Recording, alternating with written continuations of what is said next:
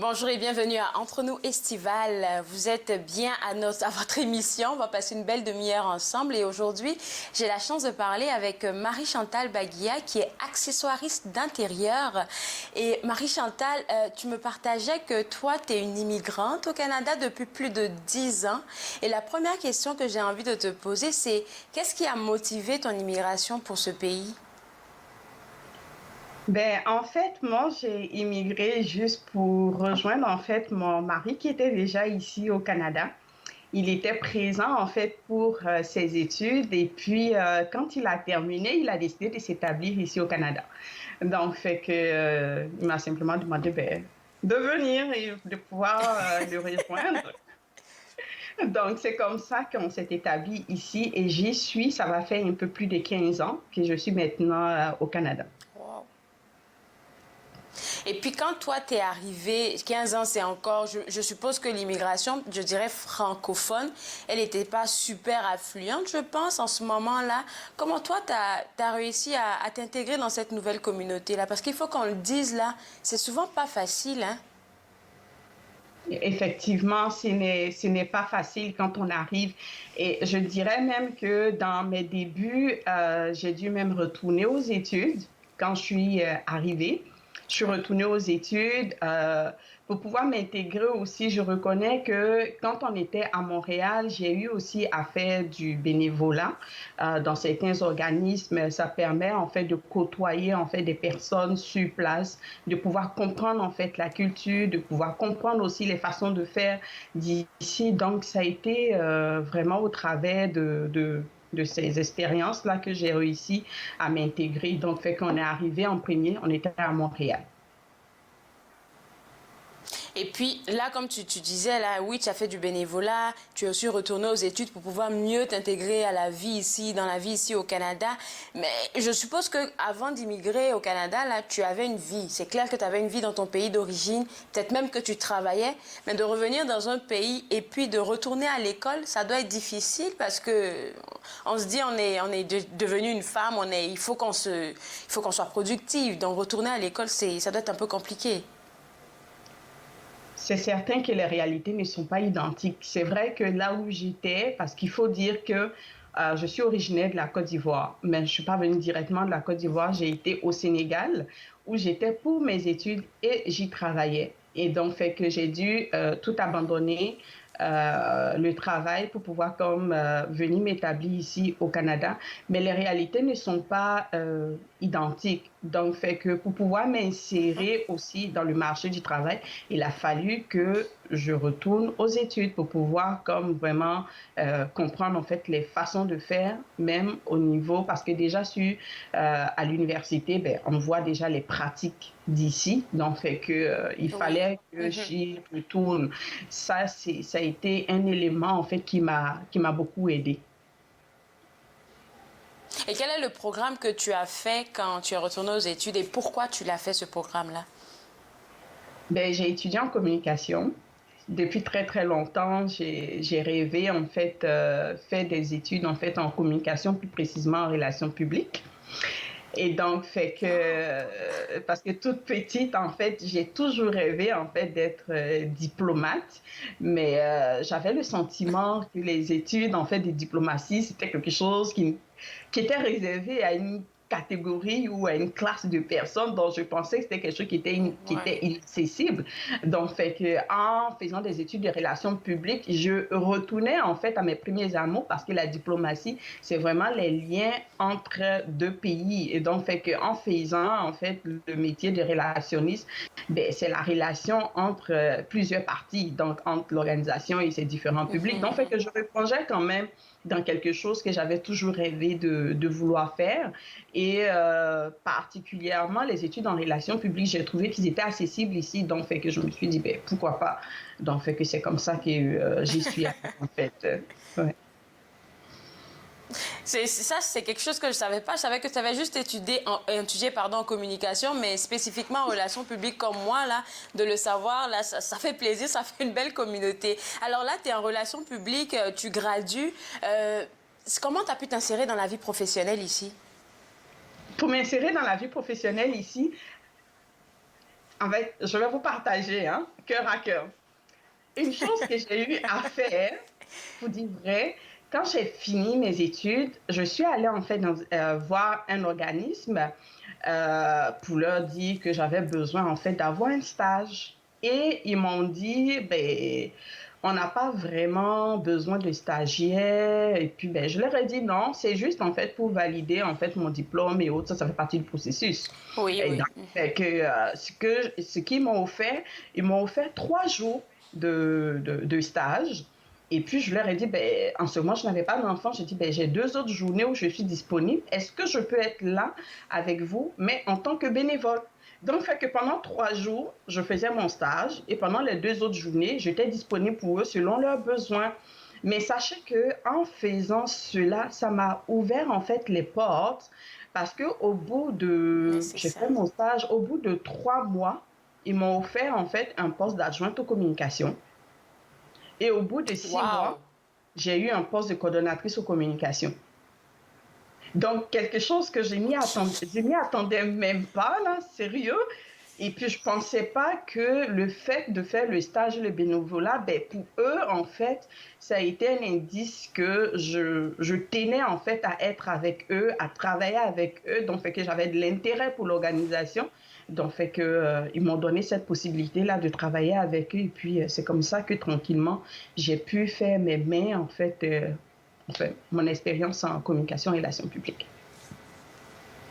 Tu conviendras avec moi, Marie-Chantal, parce que je suis aussi originaire de la Côte d'Ivoire. C'est pas une culture qu'on a chez nous de faire assez de bénévolat. Oui, je dirais pas que ça n'existe pas, ça existe, mais c'est pas comme ici au Canada. Et on se rend compte que même le bénévolat ici au Canada, ça peut t'ouvrir comme tu as eu à faire l'expérience, pardon. Ça peut t'ouvrir des portes que vraiment tu pouvais jamais imaginer.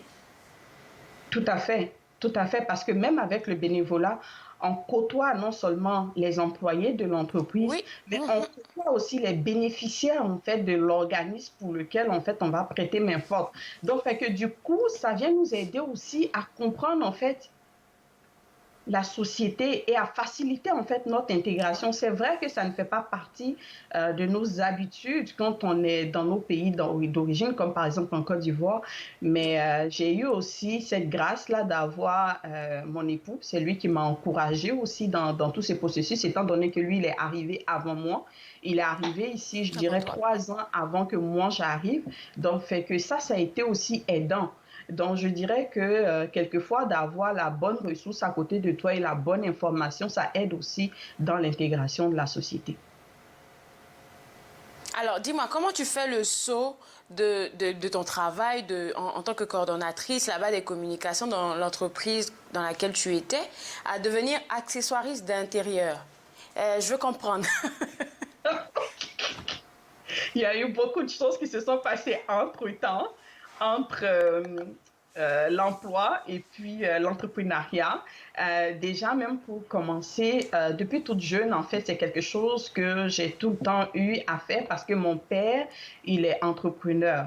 Donc, fait que dans le temps, c'était la sérigraphie, la calligraphie qu'il faisait. Maintenant, il est à la retraite. Donc, fait que déjà là, je l'aidais. Et donc, fait que en l'aidant moi-même, j'avais comme mes petites activités de vente de produits cosmétiques ou aussi de faire un peu d'esthétique. Fait que je faisais quand même des tresses pour comme dépanner et Ouais. puis tranquillement. Tu te faisais de la main. Exactement, exactement. Et je dirais que durant tout mon processus scolaire et même universitaire, j'ai toujours eu en fait à faire une autre activité parallèlement. Je dirais même que même quand j'étais à l'université, j'étais courtière aussi d'assurance pour une compagnie d'assurance en Côte d'Ivoire. Donc, Eh fait que mon Dieu.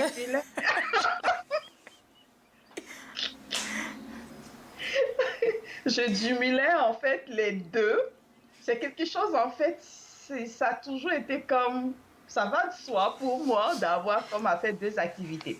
Et donc, fait que une fois ici au Canada, euh, je suis arrivée en fait à mon entreprise Machab Design parce que j'ai voulu en fait partager en fait mon amour pour les tissus africains et le pagne wax parce que ces différents tissus-là véhiculent en fait des messages. Ils racontent aussi des histoires. Et j'ai voulu apporter quelque chose de différent en fait dans les accessoires qu'on a l'habitude de trouver autant par comment on dit ça, le design, autant aussi par les couleurs qu'on retrouve à travers ces différents tissus. Et puis ben, apporter de la chaleur, de la couleur dans les maisons pour faire différent du gris, du noir ou du marron qu'on retrouve souvent. Je vais apporter quelque chose qui va peut-être te faire rire. Moi-même, ça me fait rire parce que j'ai jamais compris ça. Tu parles des pagnes africains, tu parles du wax qui souvent transmettent ou transportent même des histoires par rapport aux différents dessins qu'on peut voir dessus. Il y a un pagne là que ma grand-mère, paix à son âme, avait sur elle qui s'appelait l'œil de ma rivale. C'était assez beau, mais j'ai jamais compris pourquoi on appelait ce pagne comme ça. Maintenant que tu le dis, là, peut-être qu'il y avait une histoire en arrière de ce nom-là. Mais je sais que la plupart des pagnes wax, par exemple, là, racontent en fait des faits de société, des faits divers. Parce que généralement, dans notre culture, il y a toujours en fait cette rivalité entre des femmes, des coépouses. Et puis, il y a même plus que l'œil de ma rivale. Donc, fait que la femme qui va porter le pagne, l'œil de ma rivale, et en plus, ce pagne-là, l'œil est rouge, hein? L'œil de ma l'œil est vraiment rouge, là, pour te dire là, que c'est vraiment comme un œil de colère, en fait. Et puis, ben, tiens-toi loin, en fait, quoi. C'est comme, il y a même certains... il y a même certains pagnes qu'on appelle, il y a jalousie, il y a l'homme ingrat, il y a tellement de noms, en fait, à ces différents tissus pagnes. Si bien que ben, moi, dans mes réalisations, je ne les utilise pas comme ça parce que je connais en fait les noms de ces pagnes. Donc, ouais. Écoute, Marie-Chantal, je vais te garder avec moi. On va prendre une pause et juste après, on va vraiment parler de tout ce que tu fais de magnifique dans ton entreprise. Je garde aussi nos téléspectateurs avec moi. Vous regardez Entre nous, exclusivement sur les ondes de TV Rogers.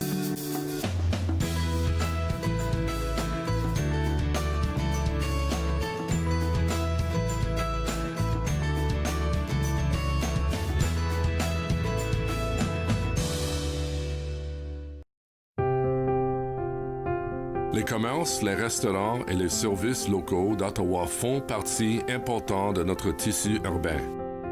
Nous pouvons les aider en ces temps difficiles. Commandez chez eux en ligne, acheter des chèques cadeaux à utiliser plus tard, commander des repas à emporter ou à livrer, démontrez votre soutien sur les réseaux sociaux.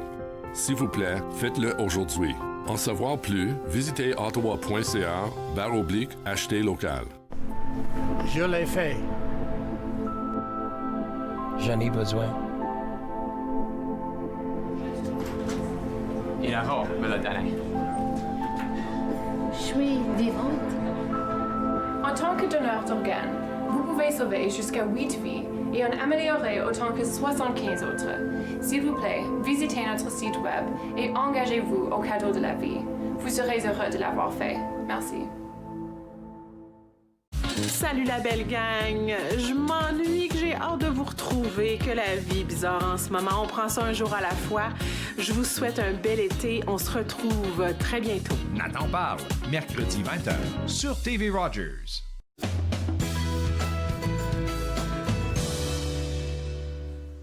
De retour à Entre nous estival, je parle toujours avec Marie-Chantal Baguia qui est accessoiriste d'intérieur. Et Marie-Chantal, tu nous partageais avant la pause tout ton parcours que tu as eu à faire avant de te rendre à ce métier-là, je vais le dire comme ça, parce que tu entreprends, donc c'est un métier d'accessoiriste intérieur. Tu as aussi montré combien de fois tu as beaucoup de force et, si je peux dire, tu en veux à la vie. Puis moi, j'ai envie de te demander, accessoiriste intérieur, le titre que tu as là, ça veut dire quoi? C'est quoi ton rôle spécifiquement? Mais en fait, mon rôle spécifiquement, c'est d'apporter en fait des accessoires à l'intérieur des maisons. Et donc, fait que l'accessoiriste en fait d'intérieur va accompagner souvent des personnes comme des décorateurs d'intérieur ou des designers d'intérieur, oui, en apportant autant des objets en fait qui vont comme, on le dit, fitter, qui vont comme venant convenir à ce qu'on recherche au travers de la pièce. Et donc, fait que moi, à travers ces différents accessoires, je vais beaucoup utiliser, comme je disais tantôt, le tissu africain ou le tissu wax pour pouvoir comme confectionner des accessoires qui pourront servir autant à des designers, mais aussi à l'individu qui trouve qu'il a besoin de tel ou tel accessoire pour pouvoir l'ajouter à son décor à l'intérieur ou qui serait utile en fait dans sa maison. Parce que ça, comme tu me l'as partagé un peu plus tôt, là, quand tu parles de la maison, c'est vraiment toutes les pièces de la maison que tu touches. On va même jusqu'à la salle de bain. Oui, effectivement, je touche toutes les pièces de la maison, le salon, la salle à manger, la cuisine, la salle de bain. Je touche vraiment toute la salle. Dès l'instant où on peut avoir des accessoires, j'y suis. On n'y pense pas souvent, mais même moi encore, là, il faudrait que je te le dise. Là, je vais te l'avouer, c'est beau à voir, mais souvent on n'y pense pas que le wax ou bien les tissus africains, à cause de la coloration et tout, peuvent être vraiment très utiles dans nos espaces de vie. Ça peut rendre joli. Moi, j'en ai pas chez moi, par exemple. Ça apporte beaucoup de couleurs, comme par exemple celui que je porte. Ça, c'est un tissu wax, il est jaune. Mais en plus, il a été jumelé. Ici, c'est le tissu africain qui est un pagne, qui est un tissu en fait qui a été tissé à la main. Donc, ça a été même encore ici, là, c'est vraiment un mix. Ça apporte vraiment de la chaleur et surtout quelque chose de différent. Parce qu'en fait, ce que je veux faire à travers là, c'est que je veux partager en fait l'unicité en fait de chacun, apporter quelque chose d'unique, de différent, de spécial, de sorte que quand la personne là elle dit waouh, j'ai vraiment quelque chose de spécial entre mes mains qui est différent de ce que je vais retrouver dans les grandes surfaces qu'on connaît. Ça, je suis très d'accord avec toi parce que si je vais dire Walmart par exemple et que je veux des poufs ou décorer mon salon, j'en aurai de toutes les couleurs, mais ce que je vais prendre, là, je peux le retrouver chez un ami qui aime la même couleur que moi. Donc, il n'y a pas vraiment d'authenticité dans le fond. Exact. Exactement, exactement. Et il arrive même que quelquefois, il y a des clients des personnes qui vont rentrer en contact avec moi, qui vont venir aussi avec leur propre tissu ou même, en fait, leurs propres tissus qui ont été, quelquefois, c'est des cadeaux qu'ils ont eus, mais qu'ils veulent pouvoir garder encore avec eux, mais à travers des accessoires. Donc, fait que du coup, ça devient encore quelque chose d'encore plus personnel, d'unique, de propre à soi. Ouais. Déjà, je te disais, je te confiais que moi, j'en ai pas ce genre d'accessoires-là, chez moi. Donc, c'est clair que avoir une nouvelle clientèle, là, c'est un gros défi. Est-ce que tu peux partager avec nous autres les stratégies que tu as eu à utiliser pour avoir une clientèle? C'est sûr que les défis, ils sont gros, ils sont présents. Ce que je fais, en fait, au niveau de ma stratégie pour pouvoir comme réussir à avoir des clients, c'est sûr que je vais beaucoup utiliser aussi les réseaux sociaux. Mais au-delà des réseaux sociaux, je vais aussi aller, par exemple, sur différents marchés, en fait, pour pouvoir rencontrer des personnes, pouvoir discuter avec eux. Parce que c'est en échangeant, en leur partageant de vive voix ce qu'on veut transmettre, ce qu'on veut partager, que les gens ils réussissent en fait à comprendre et puis à comme s'aligner en fait avec ce qu'on veut vraiment partager. Et donc, ce que je fais aussi, c'est que j'apporte en fait une de mes stratégies, c'est que je vais utiliser des accessoires qui sont communs, courants, utilisés par les gens ici, mais je vais juste l'utiliser avec nos tissus. Donc, du coup, il se retrouve avec un accessoire qu'il a l'habitude d'utiliser, mais avec le tissu africain ou avec le tissu wax. J'aime beaucoup comment tu approches ta clientèle. C'est vraiment de ne pas venir vendre pour vendre, c'est-à-dire acheter mon affaire. Non, non, non, c'est vraiment de partager qu'est-ce que tu veux transmettre. Et puis quand je pense tout de suite à des coussins, par exemple, tu sais, les coussins pour les salons, là, quelqu'un n'est pas obligé d'avoir... je sais pas moi, d'en avoir 10 ou 5. Juste avec 2, je pense que ça change carrément le décor. Exactement. Exactement. Et c'est ça, en fait, la plus-value aussi des accessoires. Parce que les accessoires, ils viennent apporter... vous savez, souvent dans une maison, ils viennent apporter un plus. Dans une maison, on n'est pas tout le temps obligé de bouger, d'acheter de gros meubles à chaque fois. Juste avec les accessoires, on vient transformer en fait la pièce. Et cette transformation, elle peut se faire selon les saisons, selon les périodes, selon ce qu'on veut dégager. Et donc, fait que c'est ça le plus avec les accessoires. On n'a pas besoin de tout bouger, là. Juste ajouter ces accessoires-là de part et d'autre, ça vient tout transformer. Je pense que pour faire ça aussi, comme tu es accessoiriste d'intérieur, je suppose que c'est important pour toi, je pense, de te déplacer, d'aller voir le lieu de vie de tes clients ou de tes clientes pour essayer de figurer comment est-ce que tu peux les aider avec tes accessoires. Je sais qu'en période de COVID, c'est pas possible, mais auparavant, est-ce que tu le faisais? Oui, auparavant, je le faisais. Je rencontrais, pour ceux qui sont dans la région, en fait, de Gatineau, Ottawa, je me déplaçais. Quand la personne le souhaitait vraiment, je me déplaçais, j'allais rencontrer et puis voir ce qui était possible en fait de faire, ou les couleurs, ou j'en ai fait en fait pour plusieurs. Donc, fait que ce soit le salon ou la salle à manger ou la chambre, selon la couleur que la personne recherche. Il y a même une cliente qui, elle, a tenu en fait à avoir une couleur particulière, qui fait qu'on a même recherché ensemble. Elle a fini par trouver la couleur dont elle avait besoin, qui correspondait en fait à l'intérieur qu'elle voulait. Et puis, c'est comme ça que je l'ai accompagnée aussi et j'ai confectionné les accessoires qu'il fallait en fait pour son intérieur. Donc, fait que je vais rencontrer les personnes, c'est sûr, avant le COVID. Ouais. Mais c'est ça. Et puis, est-ce que parce que je sais que je suppose en tout cas, que les outils que tu utilises là, comme la base, le wax et les tissus africains, tu ne le prends pas ici. Il te vient de l'extérieur. Est-ce qu'en ce moment, là, en tant qu'entrepreneur, c'est pas plus difficile pour toi parce que les frontières sont fermées? Oui, les frontières sont fermées, mais présentement, j'ai du stock encore avec moi, donc fait que je suis pas encore confrontée à cette difficulté, mais de ce que j'aurais appris d'une amie, je n'ai pas vérifié, il y a la possibilité de faire entrer de la marchandise. Et donc, fait que pour le moment, ça va de mon côté. Bon, là, on a parlé de ton beau parcours, on parle de ton entreprise, on se rend compte que tu es vraiment épanouie. Et je me demande, là je vais te le demander de femme à femme, comment tu arrives à allier ta vie de femme en tant que personne, femme, épouse et maman. Ensuite, il y a aussi ton entreprise qui est aussi un de tes bébés. Comment tu fais tout ça? En fait, moi, je ne sais pas si vous l'avez remarqué, hein, je souris beaucoup, je ris à la vie, je souris beaucoup à la vie. C'est-à-dire que je ne me mets pas de pression. Je ne me mets vraiment pas de pression. Et c'est sûr que ça demande beaucoup d'organisation pour pouvoir gérer autant la maison, autant les enfants, autant même mon époux, mon entreprise, le travail. C'est beaucoup d'organisation et ça prend en fait de mettre en place une stratégie de rigueur au niveau de l'organisation. Mais ce n'est pas pour autant que quand, par exemple, mon agenda n'est pas respecté comme il faut, que je me mette de la pression. Je relativise, je prends ça zen. Et puis, je me repose comme il faut. Je passe au tour suivant.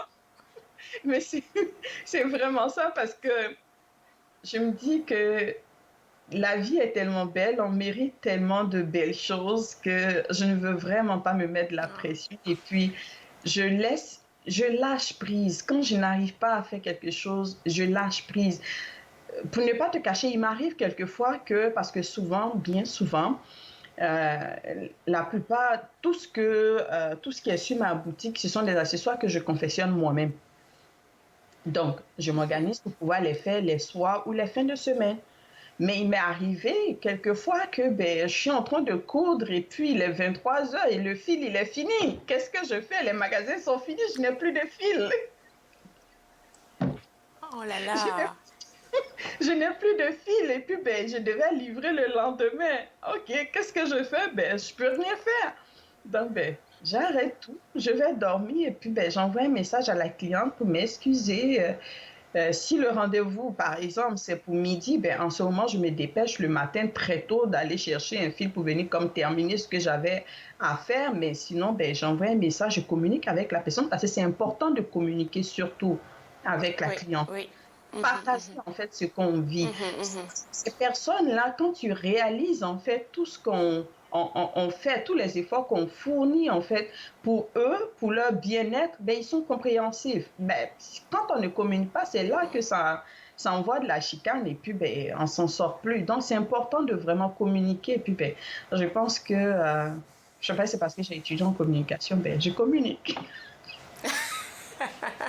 Là, tu as fait sortir 2 points importants que je pense que les entrepreneurs devraient prendre en note. Là, la première des choses, c'est vraiment ne pas se mettre de pression parce que quand on lance une entreprise, tu sais, on veut performer, on veut que ça marche. Donc, on est vraiment à fond au point où on ne respire plus. Là. Donc, ça, je pense que c'est une belle leçon que tu nous apprends. Et la deuxième, là, la communication aussi, qui est super importante.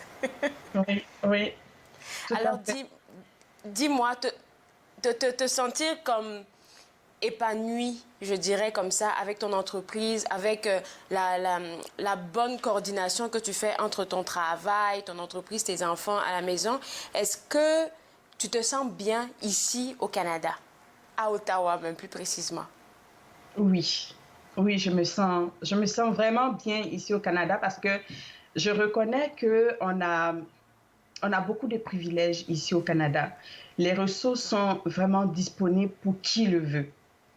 Parce qu'il faut vraiment le vouloir aussi pour aller à la recherche de ces ressources, de ces informations. Et en tant qu'entrepreneur, c'est vraiment important de faire ce pas-là, de ne pas rester seul, de ne pas rester dans son coin et puis attendre que les choses arrivent ou se plaindre de la société. Il faut se lever, il faut aller de l'avant. Il faut parler avec ses pairs pour savoir qu'est-ce qu'ils ont fait, qu'est-ce qu'ils ont mis en place. Les gens sont prêts à partager. Ils sont vraiment prêts à partager. Et ça, c'est des ressources que je trouve ici qui sont vraiment aidantes. Souvent, on n'a pas ces dispositions-là, en fait, dans certains pays où, quelquefois, c'est difficile de pouvoir avoir une communauté ici. On a besoin d'avoir une communauté. Ces communautés-là existent. Elles sont disponibles et visibles, en fait. Donc, il faut vraiment le vouloir et je me sens bien, je suis bien et puis c'est ça. Merci beaucoup Marie-Chantal. Où est-ce qu'on peut te contacter pour avoir accès à tes services par exemple? Il va nous rester 45 secondes. OK, parfait. Ben, j'ai une page Facebook. Le nom de mon entreprise, c'est Mashab Design. Mashab, c'est M-A-C-H-A-B Design. Donc, autant sur Facebook, Instagram, j'ai un site web. Donc, fait que vous pouvez aussi aller en ligne. Ou pour ceux qui sont mieux en courriel, c'est info@mashabdesign.com. Et donc, voilà, c'est tous ces éléments-là qui sont disponibles pour vous. Merci beaucoup, Marie-Chantal. Je te souhaite un très bel été et merci d'avoir partagé tout ça avec nous. Au revoir. Merci. Au revoir. Alors, comme elle a mentionné, si vous avez besoin de quoi que ce soit, elle est rejoignable sur sa page Facebook, Mashab Design, ou bien même sur sa page, son site web, pardon, donc www.mashabdesign.com. Alors, moi, je me suis fait un plaisir de passer cette demi-heure avec vous. Au revoir.